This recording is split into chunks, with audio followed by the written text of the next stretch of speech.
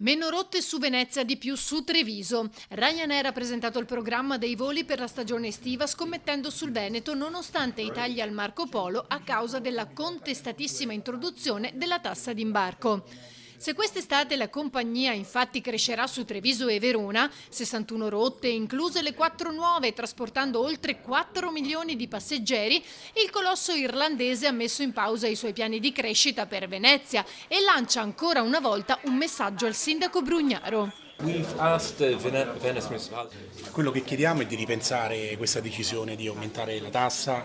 Quando è stata annunciata abbiamo fatto delle cancellazioni in aeromobile in meno, si è rotto il 20% in meno di capacità e quest'estate avremo un operativo ridotto del 5% rispetto a quello che era l'estate scorsa.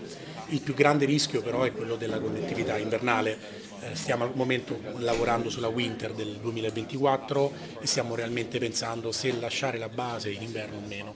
Cosa significa in termine pratico? Significa non avere più 4 macchine basate, quindi meno voli e meno connettività, a tutto discapito poi di quello che chiaramente è l'utenza.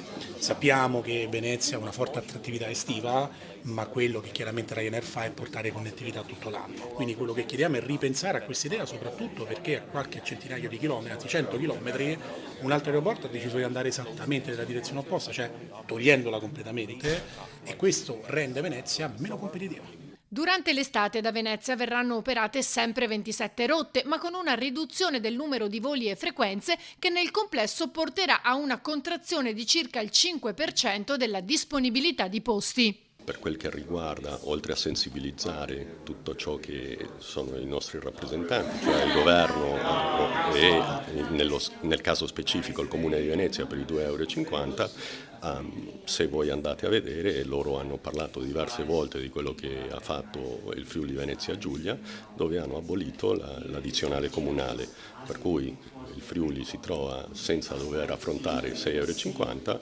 €, mentre noi abbiamo 9 €.